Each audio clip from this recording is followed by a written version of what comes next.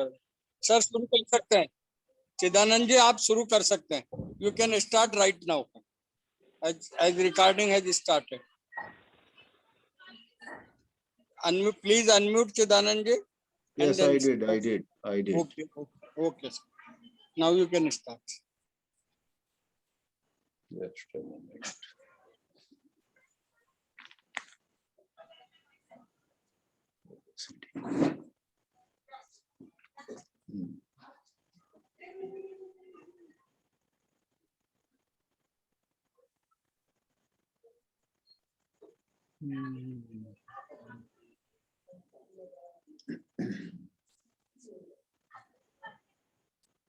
All right, this looks okay. Audio, video, okay. I hope are okay. Everything is okay, sir. No problem. You are okay, I am okay. Okay. Namaste. Good evening, everyone. And we shall plunge into this topic, self-inquiry and observation of the self. What they mean and what they do not. I would begin taking up what they do not mean. For in these subtle matters, there is naturally a lot of misunderstanding, a lot of confusion, a lot of jumping to conclusions. What self-inquiry is not, what observation of the self is not, have to be examined. And I would begin saying, these are not any technique. These are not some shortcut to freedom. These are not some well-defined ways to end our sorrow. Self-inquiry is not a time-tested bunch of procedures with well-defined steps so that the separate self in us is undone. Self-inquiry or inquiry for that matter, it doesn't have to be with regard to the self only. True inquiry is a matter of intelligence. It's a certain operation of the intelligence. Therefore, when some light is thrown on self-inquiry by wise people, they are in fact at a loss how to express this. No matter what they say, the listeners, the people on the other side, would be in a haste to package it. Okay, I now know, says the listener, and decides, here onward I am going to get down seriously to call it inquiry, call it observation, call it watching, call it being alert, being aware. Umpteen times people asked Krishnaji, what is the way to attention?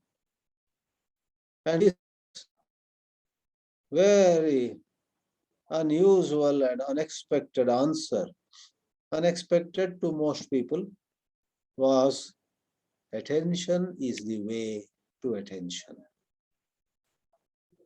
What is the way to attention was the question. And attention is the way to attention was the answer.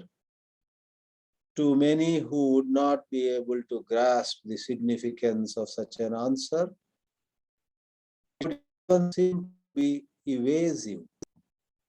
It would even seem to be avoiding the matter. But no, this question, what is the way itself is wrong. The question, what is the way to attention, is already imagining that it is a movement from point A to point B without inquiring who has to move. Is there someone who is concretized, who has well-defined boundaries, who has a certain location, a particular status, who belongs to a particular period of time, and this way is supposed to take her or him to another location, another period of time, another status, and another blah blah. If it were so, we would certainly talk about a way. But this matter of inquiry, of observation, of watching, of knowing the self, of keeping an eye on the movement of the self, etc., is not about a journey from point 1 to point B, point 2. It's not about becoming somebody. It's not about becoming something. So we hasten to clarify, it's not about becoming free. I am bound, I want to become free. Unhappy, I want to become happy. In this way, if we visualize happiness as a destination and unhappiness is our present location, and do you want to look at Google Maps or Google Directions? Next time you use Google Maps, please look for not Amsterdam or Adelaide, not New Delhi or Vishakhapatnam, not Chicago or San Diego. Look for freedom. Google Maps, please show me the way to freedom. God forbid, there may be a city in this world called freedom, and Google Maps will show to you that city, because cities are named in all strange ways. Recently, I came across a city. I didn't go there, but a city called TEA, like you and I talk about having a cup of tea together. There is a city called T in the state of South Dakota in the United States. Interesting. So maybe there is a town called Freedom. Then Google Maps will surely show you how you may go from Indore or from Mumbai or Pune to that town, Freedom, in some part of the world. But we are not talking about a town or village or city called Freedom. Google Maps cannot show a way to freedom. For freedom is not a travel through space, it's not a travel through time, it's not a travel from being something to becoming something else. On the contrary, inquiry is an operation of the intelligence to find out if something is true or false. Thought generates in us a rosy picture at times. Ah, if I get that car, the new model which has come in the market, how happy I will be. I will be so happy. Thought says. And then there is scope for inquiry. One looks at that thought. One looks at what thought has got to say. One notices the rosy imagination that thought gets busy with. That noticing, that seeing, that being aware of is inquiry. This noticing does not have a path in terms of space, time, or some other coordinates, some other parameters. I have come via a traditional background, as all of you know, and my own journey involved in good old days, visualizing some kind of who am I inquiry, also called self-inquiry, as consisting of a method. As a thought arises, ask, who has this thought? And the answer would be, well, I have this thought. Then ask again, who am I? Wow, 2, 3 steps, and there you go. Now, interestingly, somebody of the stature of Sri Ramana Maharshi did say these words. He did talk about a couple of steps and so on. But I am 100% sure that Ramana Maharshi also did not mean literally that there are 2, 3, or 5 or whatever steps. It would do justice to the matter if somebody is inclined.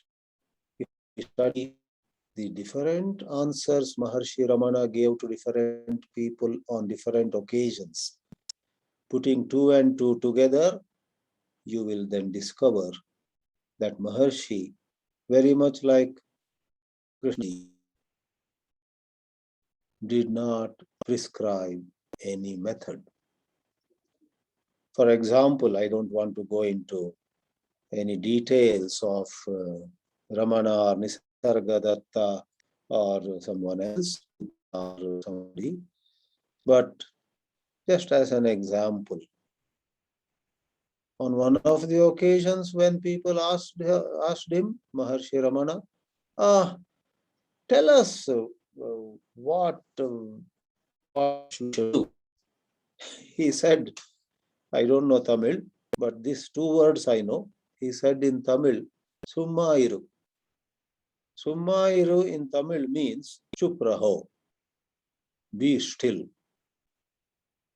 This morning I received a beautiful quote from somebody over Facebook Messenger, a quote of J. Krishnamurti. The words may not be exactly as it came, but I will say what it implied. It said, when there is love, there is silence. When you look at nature and you love it, there is silence.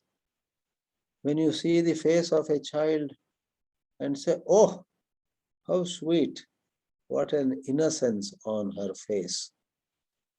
When you look at many things, animate or inanimate, something like sunrise or sunset, or as we said, a little girl, a little boy, even an old lady, an old woman, old man, doesn't matter. Beauty does not have any specific boundaries.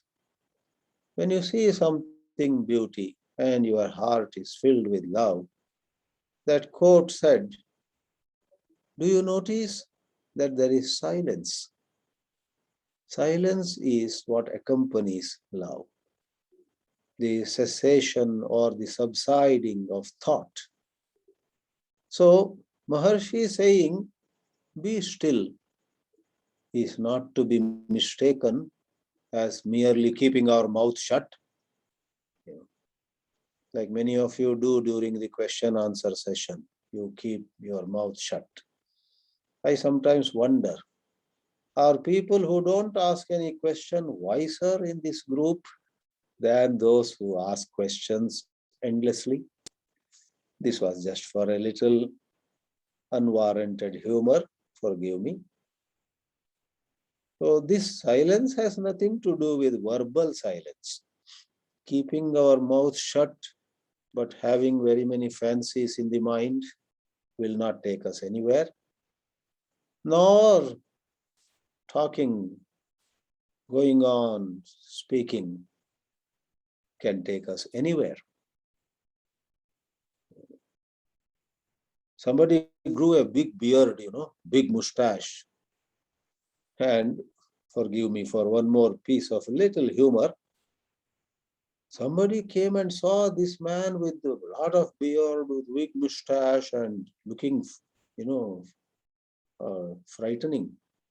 And this visitor said to this man who had grown a beard, I believe it was in Hindi, but I'll put straight away in English. Look, by growing such a big beard and a big mustache, don't think you can become a daku. That part is fine. The second part is where the humor comes. This guy who came and made that remark then said, without growing a beard and without growing a mustache, I have looted so many people. बड़ी दाढ़ी यहाँ ऐसे रखने से डाकू मत नहीं बन सकते हो. मुझको देखो, दाढ़ी के बिना, मूंछ के बिना मैंने बहुत लोगों को लूट लिया हूँ. He said, it seems. Anyway, the question is, I bring back, by keeping the mouth shut or through some breathing exercise, quietening the mind also, one does not come upon intelligence. Intelligence is not about suppression of thought, suppression of emotion, stilling the mind, etc. Therefore, what is inquiry and what is it not? As we said, inquiry, expressed in another way, observation. It could be of the self, it could be of anything outside too. But let me hasten to add, true inquiry, profound inquiry, seems to necessarily take note of the movement of the self. I go on an excursion or I go on vacation to some forest area and I look at the trees, I look at the wood, I look at so much of natural resources. I may be fascinated, I may be awestruck, but at that time, thoughts arise in me, and imagine, thoughts begin to say, oh my God, this wood is so precious. If we were to get a few trees from here and sell them in our town, it will fetch so much of money. Now, there is scope for inquiry. And in this example I have shared with you, an intelligent inquirer would right away notice the operation of the self. I get money from these trees. I become richer, and many of my economic constraints will be gone. Aha, one starts fancying. There is the operation, movement of the self there. I, who is labeled now as poor, will become rich, right?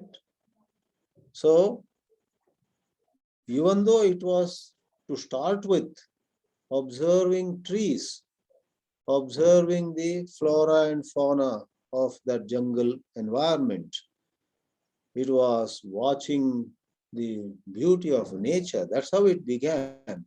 Pretty soon, the mind entertains thoughts of becoming rich or some other maybe political, if not economic advantage. To whom? To that little me. I come across a medicinal plant. And I say, isn't this the plant they were searching for? I found it during this vacation at this jungle resort. And leave alone others. My ailment for last 30 years quite possibly will be cured by this medicinal plant. Suppose such thoughts arise. There's an objective side to it. The objective side to it is, yes, quite possibly that plant could be medicinal. But the operation of the self is, my ailment could be cured, and many of my dreams of enjoying this world will come true if I am cured of the diseases I have. Aha. So who is saying this aha? Who is visualizing this? My becoming very healthy, robust, and so on. So there is a need for very intelligent differentiation. Like the English idiom goes, separating the grain from the chaff. In Sanskrit or Hindi and other languages, we have the word viveka. Viveka is to separate.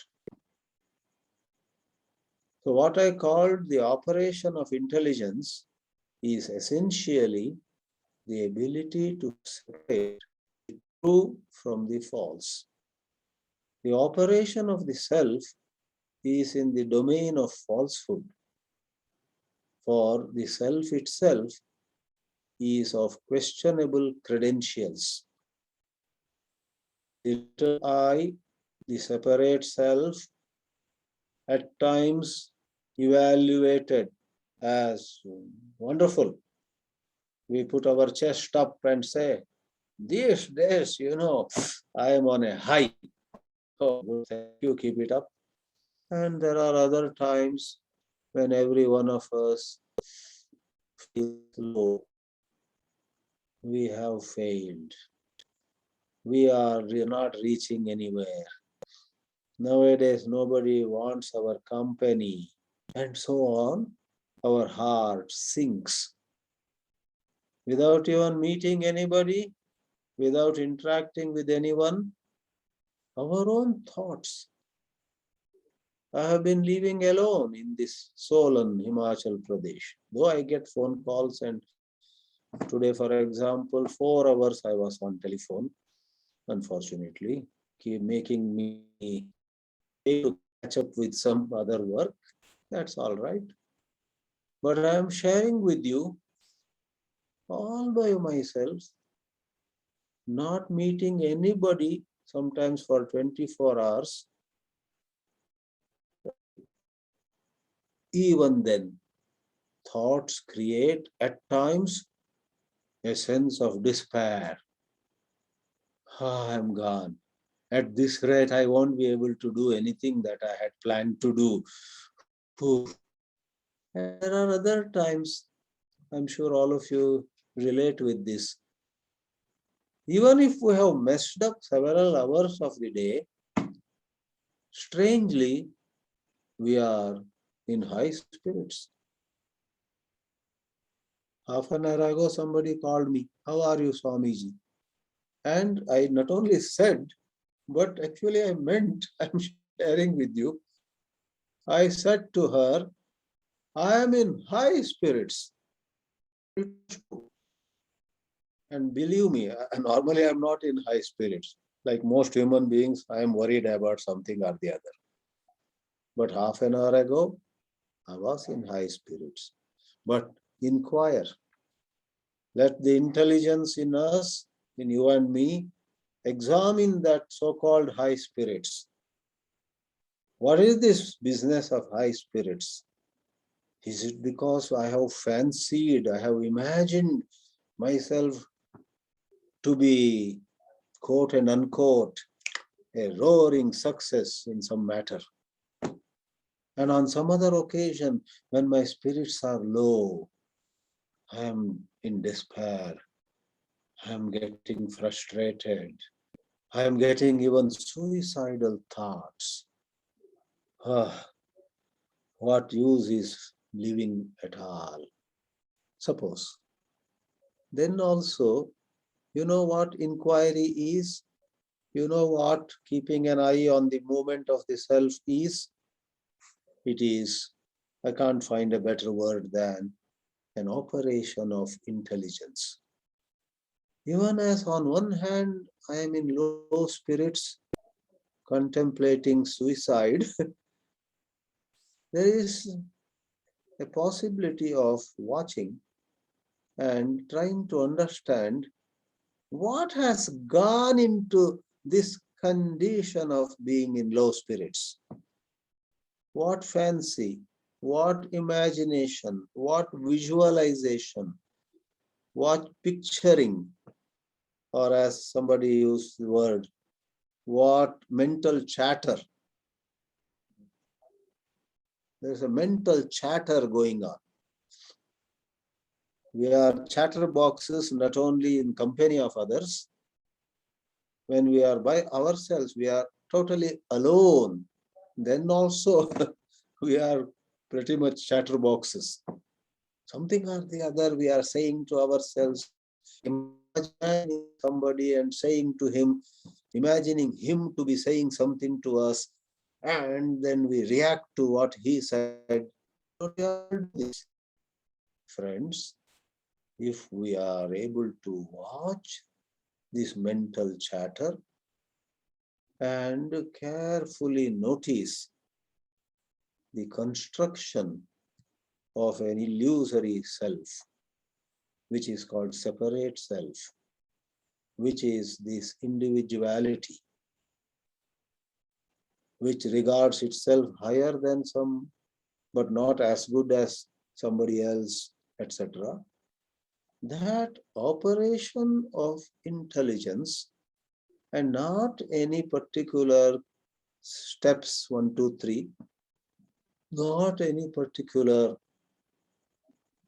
method constitutes inquiry. Neither inquiry nor observation of the movement of the self is really any procedure or technique or method. What is truly involved is the operation of intelligence, and thought has no role to play there. To see that the thinker also is a thought, is involved in this observation. If the thinker also is a thought, then who is to practice and who is to go by a trail of, go by a way, go by a path of some thinking and so on. If the thinker is a thought and there are other thoughts in this domain of thoughts, so many things are getting created and destroyed, so much gets constructed and dismantled, so much of all sorts of things happen in this field of thought. Intelligence is not a part of this field. Intelligence is not a limb of this field. Intelligence is not the left corner or right corner or the center or the periphery of this field of thought. Intelligence is a certain unique faculty that every one of us has.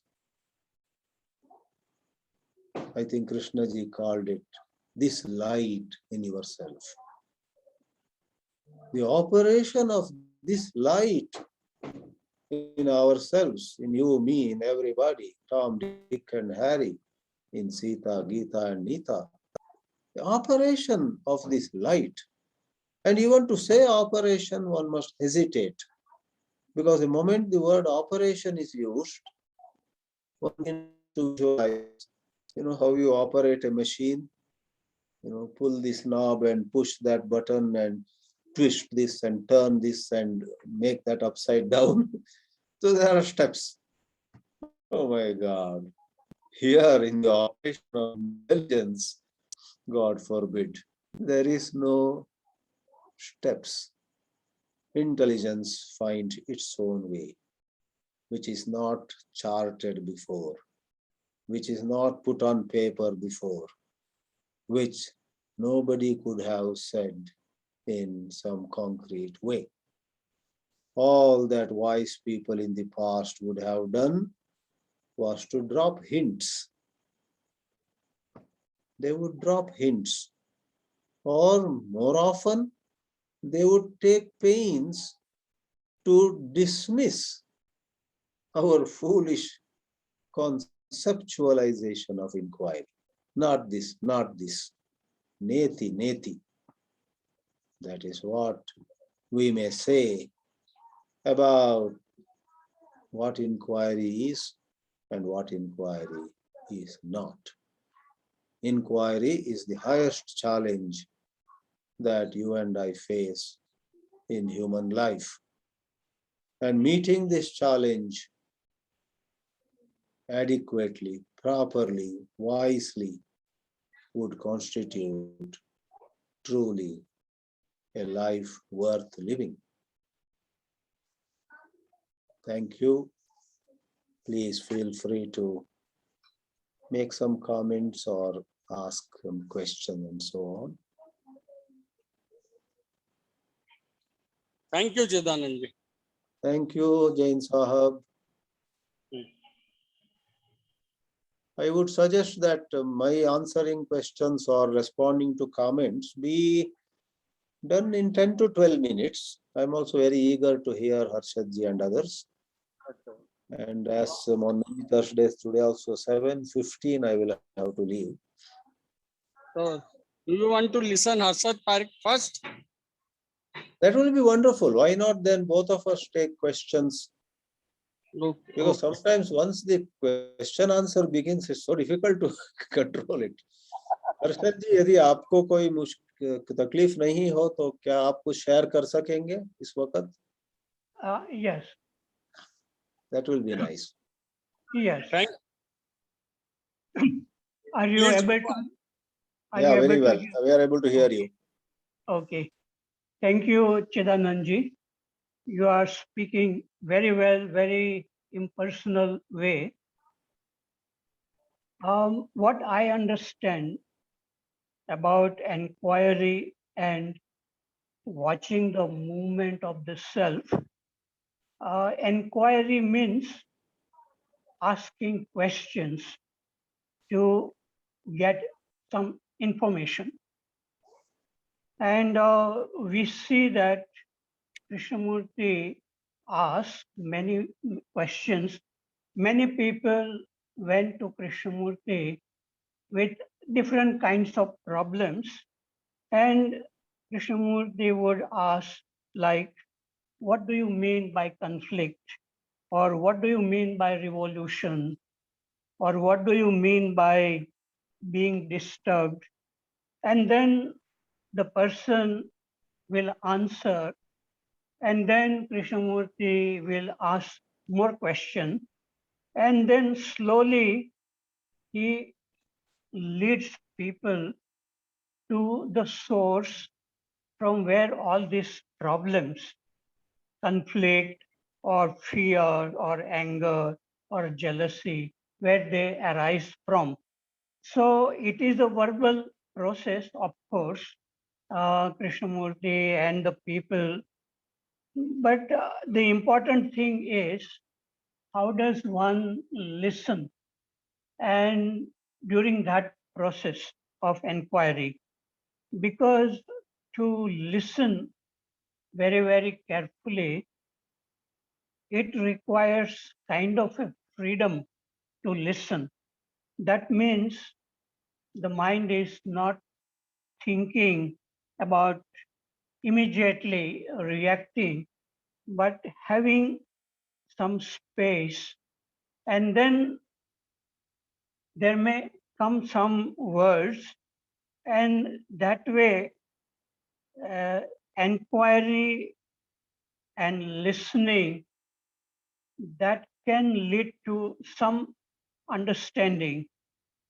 Generally, many people say that they understand what Krishnamurti is talking about, and in his presence, they begin to see something clearly, but then they are not sure whether that kind of clarity will remain when they go back to their home and during the relationship with family or in the office, whether they can have that clarity which they had in the presence of Krishnamurti.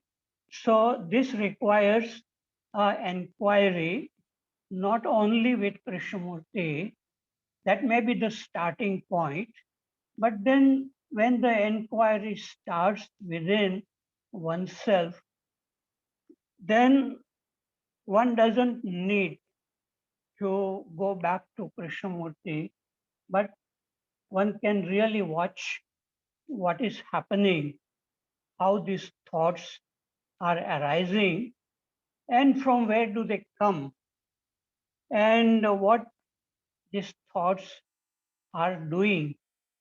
And Krishnamurti said that this sense of self, it comes from thinking.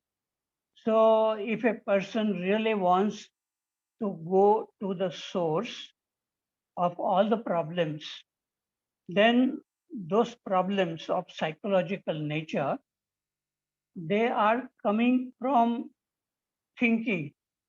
And to see the thinking, one requires freedom from thinking, and that is called awareness or intelligence by Krishnamurti. So when there is a freedom to watch, awareness, and very curiously looking at how the thoughts arising, then one may find that initially the thoughts, they go away when the light of awareness is focused on the source from where thinking is arising. Then the thinking may even stop, nothing coming. And at that time, some people say that it is a very frightening thing to be with no thinking and just watching. But some people find it very wonderful to just be looking without any thinking. And that is what I actually Krishnaji was trying to do, was to make people look first at a tree or the external object without thinking, without the knowledge interfering. And that maybe is not easy, but maybe it is possible to look at a tree or a flower without thinking. And in that, there is great beauty there, a clear seeing in which there are not much thinking. But then it becomes much difficult when we relate to human beings whom we know very well, when we have lived with them for many years, and then we are not able to look at the people without those images which are stored. So I'm sure most people who were very much attracted to Krishnamurti, the man, and his teachings, their attention would go to Krishnamurti first if Krishnamurti is walking with somebody like Mr. Narayan. And sometimes they may not even see who is walking with Krishnamurti because that looking is conditioned, I think, because there are some images about Krishnamurti that prevents looking at Krishnamurti in a fresh way, and it prevents listening either to Krishnamurti or to somebody whom Krishnamurti criticizes. So even like Osho or Sadhguru, many people who are attracted to Krishnamurti, when they look at Osho or Sadhguru, they already begin to have thinking that they are gurus and they are exploiting, and all these thoughts and images come. But a real understanding or looking, listening, the art is to listen to whoever it is, whether it is your friend or a brother or sister or wife or husband or Krishnamurti. Can one listen without having the images coming in between? And that is a real freedom, I feel. And though this inquiry is made up of words, sentences, thoughts, but the looking at all this thing is not a part of thinking. And that is a very, very important part of learning.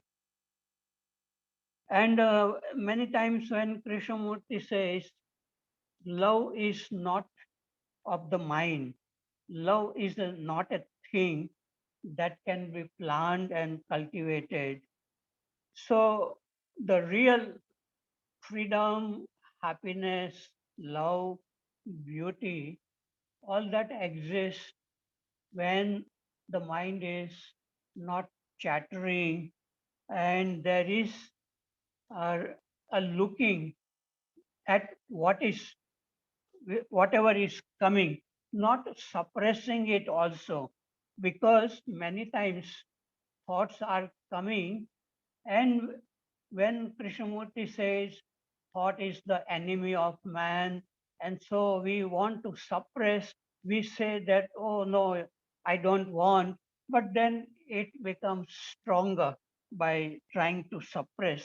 So the real intelligence is in looking at whatever is unfolding, whether it is a good thought or a bad thought or whatever is coming, and everything is coming and going. There is nothing permanent in this thinking. And of course, Chidananji also said, and Krishnaji says, that this self, it comes from thinking. So thinking is more basic. And then this thinker comes, and then the thinker tries to change thinking, says that I like it, I don't like it. And that duality between thinker, that is the sense of I, and thought, means whatever is coming, that duality is the source of all our psychological problems.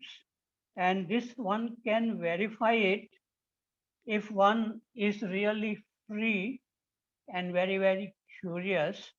And maybe initially one needs the aloneness or a quiet place where one is very, very curiously watching as if the beginning of a thought. And when I try to do that, I found that really the mind stops. Nothing is coming. and it is wonderful. But then when we are not watching, again the thinking will come, and then again our main interest is just watching, not correcting it. Then there are more and more spaces between thoughts, and in that real learning happens.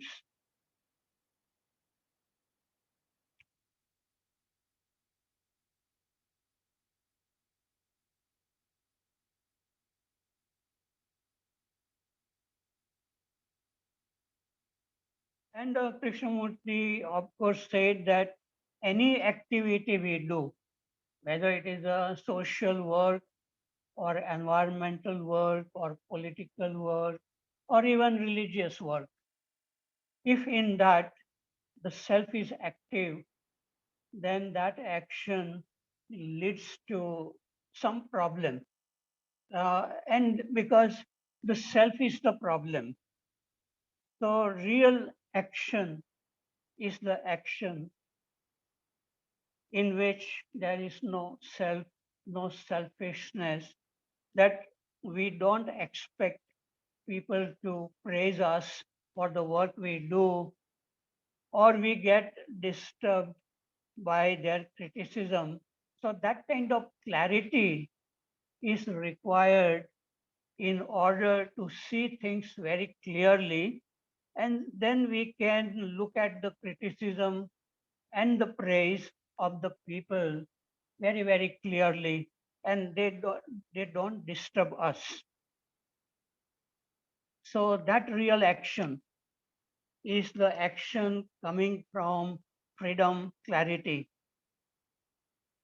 And Krishnaji also says that one doesn't need to go away to Himalayas to come to this understanding. One can do it anywhere in one's room. One doesn't need to go to any study center. One doesn't need to read many books. One doesn't need to look at videos and audios of Krishnamurti, because something is going on within us all the time. And when we become curious to look at ourselves as we are, how the thoughts are coming, then we come in direct touch with ourselves, and then this freedom is possible. Krishnamurti calls it choiceless awareness of the subtle activities of the self, because there are so many thoughts are coming and going, we even don't know. Even I myself, after many, many years, I feel that some thoughts I am not able to catch. And sometimes I am able to catch the first word which comes, like the first word of a song, and I know that it comes from the past. So one needs alertness in this field of knowing ourselves as we are, a moment by moment awareness. Because when we are not aware, then many destructive activity happen. We become very angry. There is a jealousy, fear. All the problems comes due to unawareness. But in awareness, even you look at a snake or a tiger, you will just look. That is what I feel. That fear of what that snake will do to me or the tiger will, it won't come if you are just looking. And that is what Krishnamurti was talking about. How do you look? And Krishnamurti had looked at like that tiger or snakes or monkeys. And we can also do that if this is the most important thing in our life, not about becoming somebody important, not becoming a guru or famous or writing books and earning money and setting up organization that many people do, many gurus. but then they get stuck in that. So this inquiry, which I considered initially, it may be a verbal, logical, step-by-step inquiry, like the way Krishnamurti is leading. But after we understand that, then there is not so much verbal inquiry is necessary, but just non-verbal looking at things, which is real beauty, and that is real learning without the thinker which wants to learn. So learning happens by itself. Uh, okay, I think I have said enough things. Thank you very much. Thank you, Harshad sir.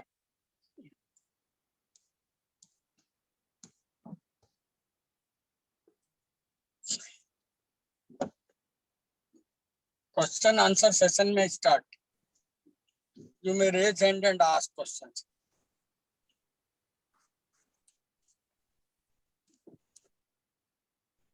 Somebody had raised the hand. I think it went down. Who had raised the hand?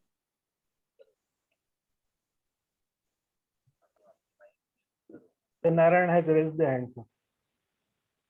I have, Oh, I'm trying Satyanarayan. Yeah, please. I'm Satyanarayan. trying to unmute himself. Okay.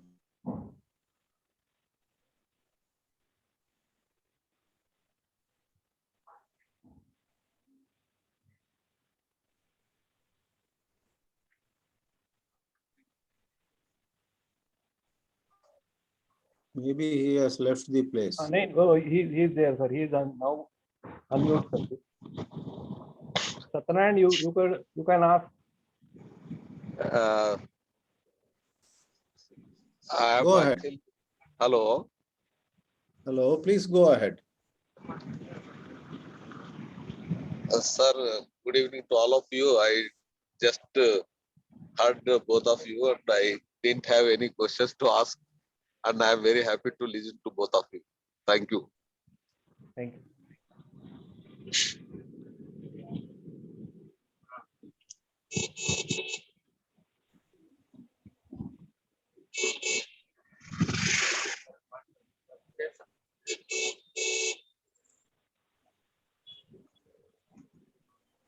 So if no one else has a question, can we request Shakti Kumar to say something or ask a question? Pradeep Verma is raising hand. Let Pradeep Verma ask question and then Shakti. All right. All right.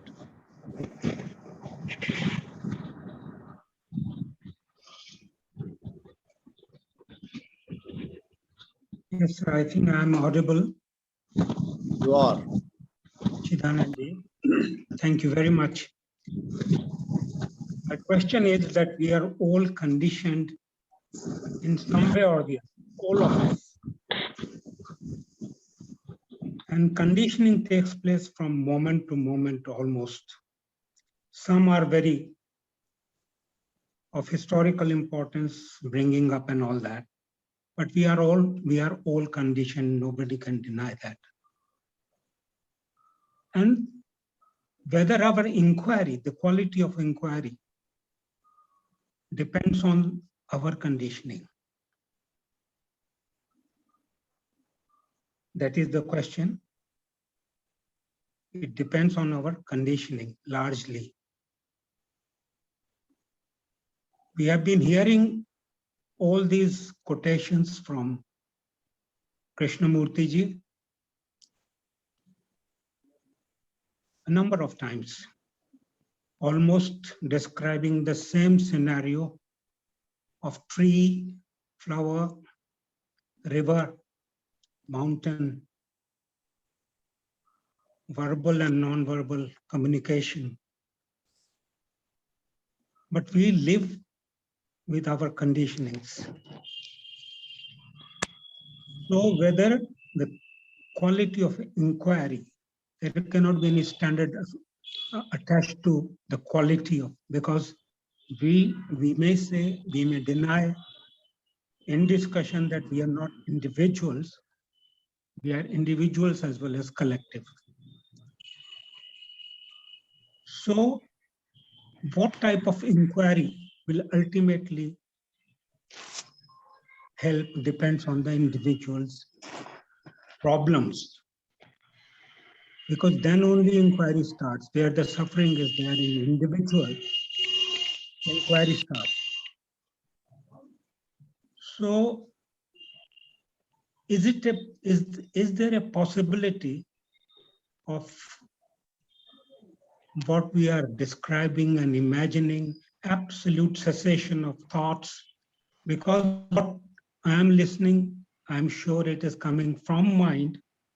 When we use two words, intellect and intelligence and spirit, and that and this and that, knowing that word is not the thing. So we have to really deeply understand this. Where are we giving some utopia to people, some sort of, by giving same examples, that then I'll be conditioned by that. I'll go purposely to a flower, see it in that way, try it without thoughts and all that. This is one reason I think that not much change has happened in society, in people at large, in violence, in anything. On the contrary, things have become bad. At times we justify violence in the name of dharma.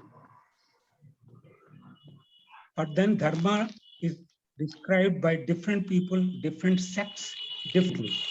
For them, that is the dharma. Who will decide what is exactly the dharma is for which people are ready to be killed and kill others? So the things have become grave.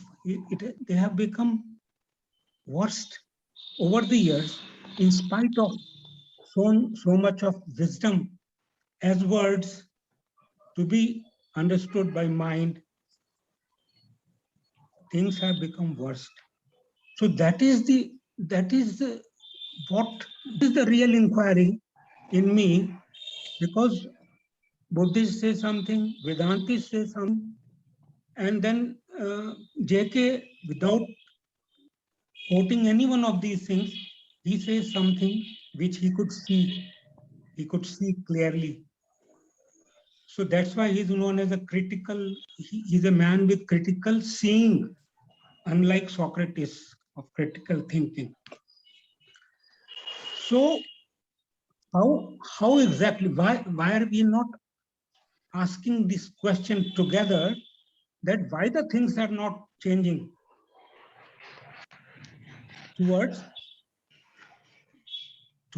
something what we call after transformation or something like that?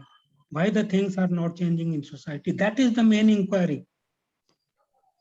In my mind, I'm struggling with these questions. If everything is available, knowledge in all sorts of things easily available, why things are not changing around me? In me, yes, in me there is a possibility. I don't deny it. Whatever I have learned, or I learn moment to moment every day, it has definite role in as individual. But then see the role of that individual in the entire society. So that this is my basic inquiry. How we justify most of the conditionings. Some people enjoy conditionings. That's why it is continuing. They enjoy as part of that. They like it. So the real inquiry for me is why things are not happening in me, around me, in society. because somewhere something is basically wrong in spite of having so many organizations, so many people genuinely devoted to this thing. But are we repeating the same thing as words and nothing has changed? This is my question. Thank you very much for giving me so much time.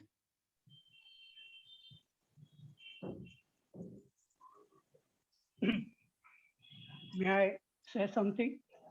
Please go ahead. Or Chidananji, because you are leaving at 7:50. No, we do have time. Okay, all right.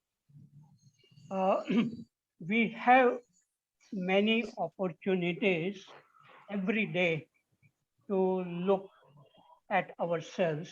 Like if I get angry, then what generally we do, we try to fight with somebody or blame somebody.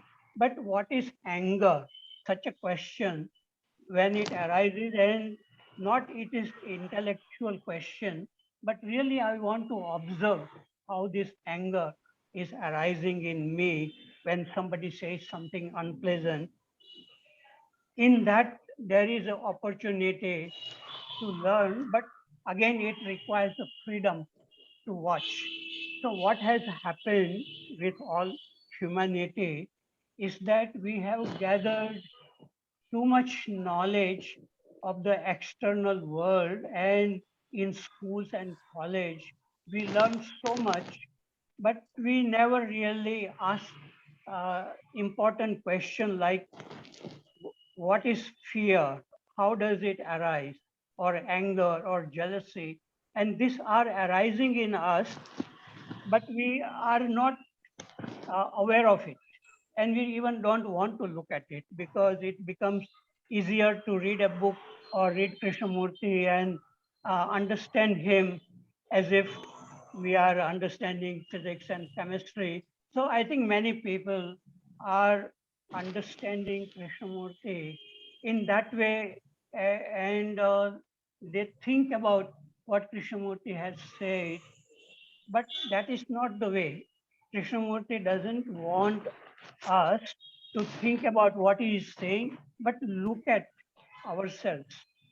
So that is one thing that we are not able, we don't even want to look because it may be frightening to look inside. And so better to watch some films like that. And if I speak about myself, I was conditioned, but I did not know, like a condition of nationality, like I thought I was Indian, Hindu. And I came to know only after reading Krishnamurti and when I was in another country, like America. And I begin to see that how it was blocking me in relating to people of many other nationalities and religion. And when I really begin to see it, that I am a human being, I am not a Hindu or Indian, that made me open up to live with people of many different nationalities, many different religions. I lived with them, and I did not feel that I was Indian and they are Muslim or like that, or Christians. So first we have to become aware of it, not intellectually, but really see it directly. And then there is some changes start to happen. But I think many people can be free from the nationality and religion, but there is a deeper conditioning is that I am separate. I, me is different. And we don't even know how this I is coming. So again, that is a much deeper inquiry of like who am I? And that is the fundamental inquiry, whether in Krishnamurti or Raman Maharshi or Upanishad or in any teachings, as long as we don't know what is this thing called I, how it comes, then problems do remain. And there is no possibility of freedom. Otherwise, there is a possibility. if we can really see it, the beginning of it. Okay, I have finished. Thank you.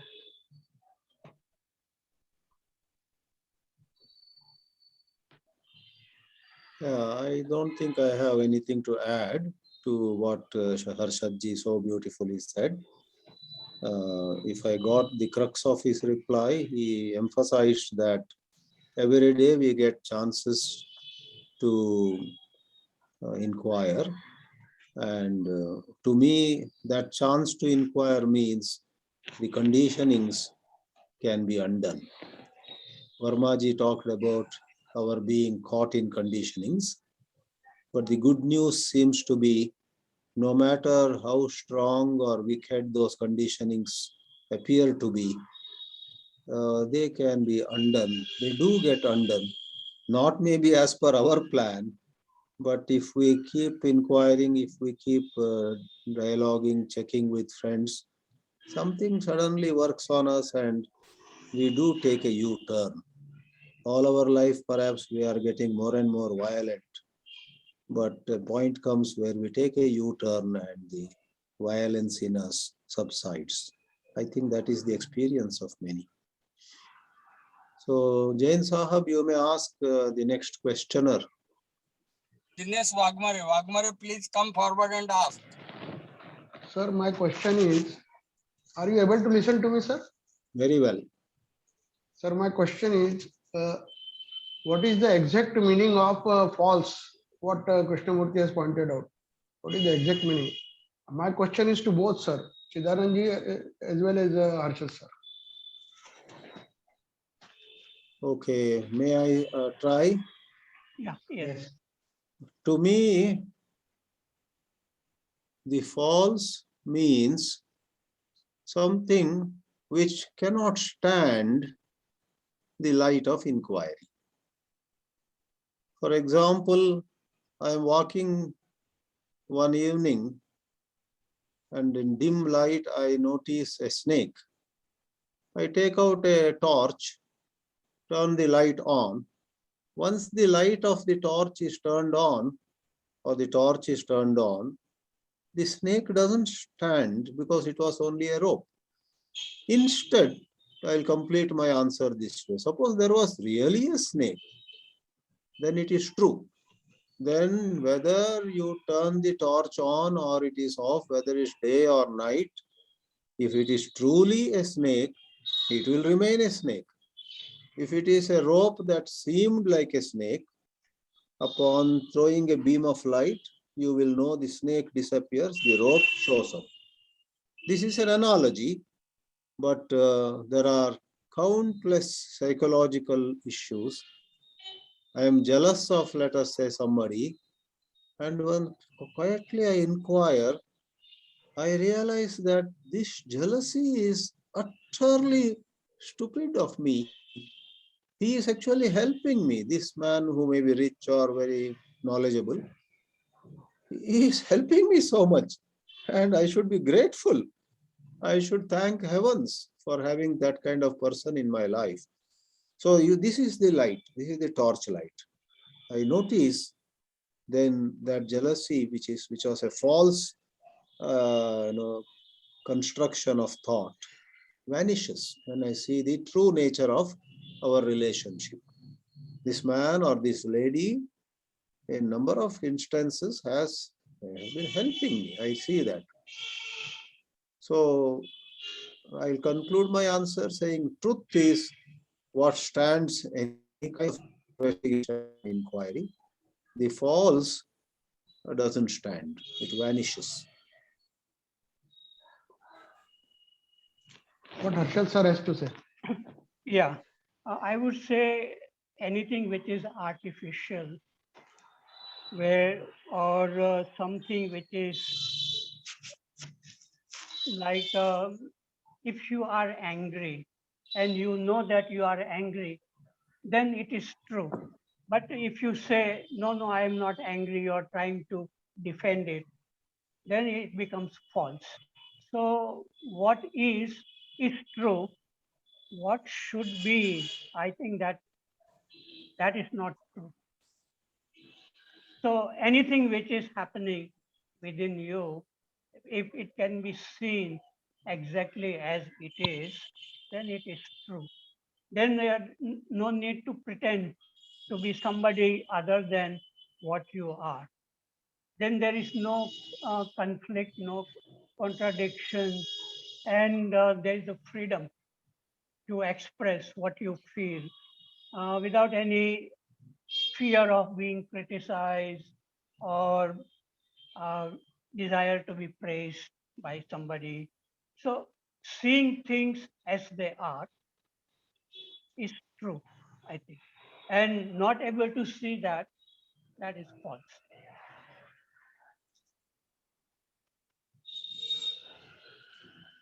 In case of any conflict, there are two parallel ideas which are powerful at the same time, or in any particular situation, there are two solutions possible which are equally powerful. That's why the conflict arises. So in that case, what is false and what is true? How can we ascertain? Yes. Can you give an example where there are two equally great, some both look true?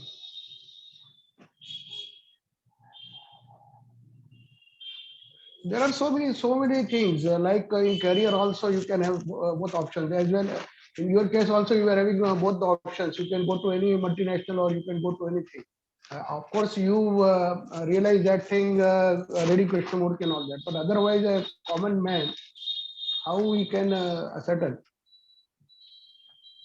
So one has to find clarity within oneself by really watching very, very carefully how this conflict is damaging the body and the mind. Yeah. Because many things which we do, which is very harmful, we don't know. Even I may be doing something harmful, but I don't know. Yeah. So there is a possibility when we are curious, then we can become more aware. There may not be like perfect awareness every moment like that.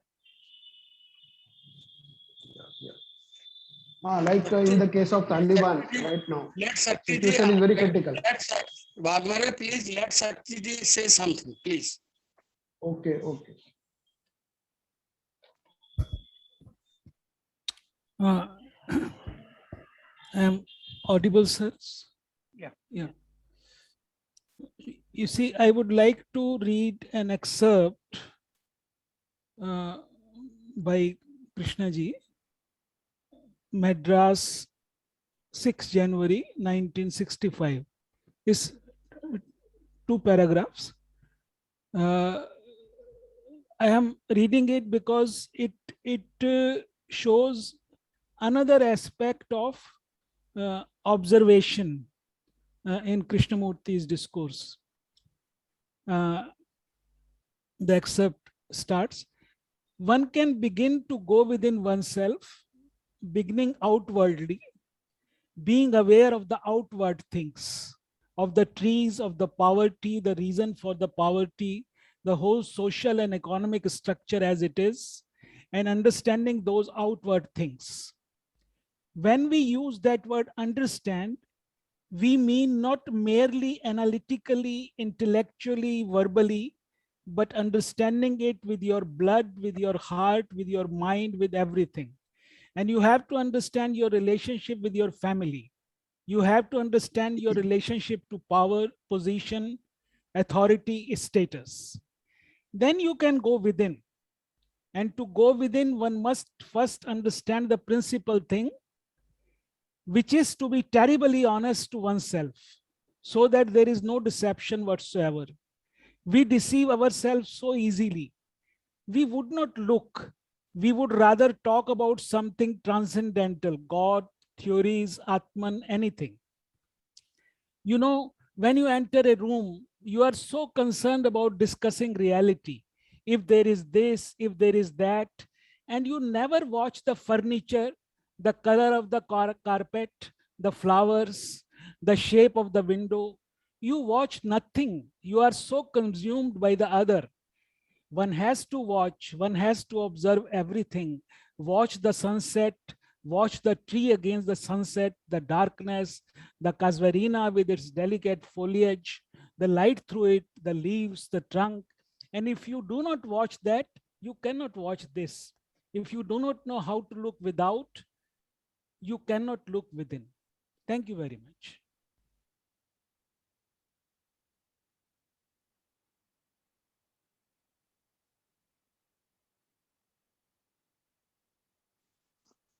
May I say Thank something? you. Yeah, please go ahead. sir. No, we are looking outside, not very clearly, because there is no clarity inside us. Our mind is chattering too much, so we really don't observe the sunset and the real beauty. So from my experience, I feel that when there is the we are from our birth for many, many years, we are always looking outside and learning so many things. And our looking is not very good. We don't feel, most people, I see them walking in the park, but they don't really, they are busy with their own mobile or listening or talking about politics or something like that. So we have been doing like that for many, many years. But when we become very curious to look inside and we have the curiosity and energy and freedom to look inside, and then there is some kind of clear seeing happens within oneself, then we begin to see the outside things also very clearly. So we can see the tree without any image. Uh, so I don't think that one has to start with outside and then inside, or inside and then outside, uh, because it is very much interrelated. But the real challenge, I feel, is looking within, and most people are not able to look or frightened to look, and it becomes much easier to occupy ourselves with watching some film, which we can watch for 3 hours, but there is a film going on within us every day, every moment.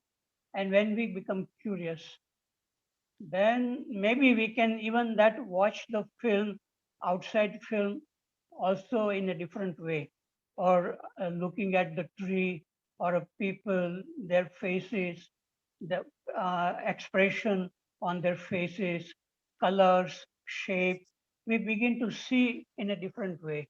That is what I feel. When there are some changes begin to happen within our brain and the body, and it affects our way of looking at things. It's in a different way than the normal, usual way we have been looking. Okay, I finish. Pradeep Verma has raised hand again. Yes. Jain sir, Katyayani madam has put something in chat. Okay. Katyayani that ma'am, could you please say whatever you have written on chat box? Katyayani ma'am, you are requested to say what you have written in Yes. the chat. My question is, how do we synthesize when there are conflicting desires at some higher level as spiritual seekers, using inquiry as means? I was looking for some, are there any guided qualitative questions that create awareness to come up with the realistic, practical solution? I mean, a lot of times these things sound abstract. When you really want to get into it, we find some solace, but really not a solution at on a consistent and permanent level. So are there any guided questions that would create that kind of awareness and freedom you're talking about? I know going back to the source is one of them, but even even there something that makes things a lot easier than they apparently look. I hope I made some sense. I don't know. Yes, yes. Yeah. And either Chidanandji Yes. or Parekh could answer. Please say Chidanandji there? yes, Chidanandji he there? was very much there at that time, I saw. Now, is he there? Chidanandji there? Let me check. Parekh can answer too, is that? Okay. Chidanandji not there. Yes, I think if you have read commentaries on living, in which so many people with many, many different problems, different background, they came to Krishnamurti, and the way Krishnamurti takes them step by step by asking questions to the source of the problem, that can really help. And then, of course, one has to look at oneself in a direct way, not trying to follow Krishnamurti, but Krishnamurti can help in looking at oneself. But while looking at oneself, one has to forget whatever Krishnamurti has said, because the knowledge which we get, even from Krishnamurti, it can become an obstacle in learning, in seeing things very clearly. So this is the problem. I think Krishnamurti can also become an obstacle if the knowledge of what he says we try to implement. It's not like that. One has to see, one has to sit quietly alone first in a good environment. And then maybe some people say pranayam can help. And then slowly moving inward, looking at the source from where thoughts are arising. So to me, that seems to be the only way, not chanting some sloka or repeating or some rituals. It may not help. That is what I feel. Thank you. Yeah, thank you. I- A lot I of mean, times we, Okay, please continue, Katyani. yeah, I was going to say a lot of times we try to rationalize our thoughts. And of course, we try to be honest to ourselves. Even in the process, we always think we are kind of right, or we are in our thinking, we rationalize our thinking. So that's where the conflict arises, I think. But and you answered the question, Parekh. Thank you so much. Yeah. Thank you very much, Katyani, for asking it. Yeah. Now Thank 2 you. minutes are left. So would you please conclude? Harshad Parekh sir, would you please conclude? Okay. I would say that the only thing which can help us in looking clearly at ourselves is a great curiosity to know about ourselves, why problems arise, especially if we gather the knowledge of how to be free from anger, it will not help. But when anger is arising, at that time, this looking at anger without knowledge, without thinking, that kind of freedom is required. And that is why Krishnaji says the freedom is at the beginning, not at the end of inquiry, but freedom is necessary to look clearly at whatever is happening within us, and lots of things happening. Only that we are not curious, or we don't have the freedom, we don't have the energy required. So people who want to give all their life for this looking inward, maybe they can get it. Otherwise, many professors, they say that they know everything what Krishnamurti is saying, and they can give talks about Krishnamurti, but there is no fundamental transformation in their mind. That means they are still, they want, they have ambition, jealousy, fear, loneliness. And that's why Krishnamurti says that even the creativity of the scientists, when they invent something new, it is a partial creativity. The real creativity, the whole, looking at oneself with freedom, without knowledge. And that is very challenging. That's what I find in Krishnamurti's teachings. And very, very few people will be interested in this kind of challenge which Krishnamurti was throwing to the whole humanity. Thank you. Thank you very much, Professor. Now Sir, we what are was- ending it. Kamleshji, no, sir, it's over. It is already 7:31. Please close it.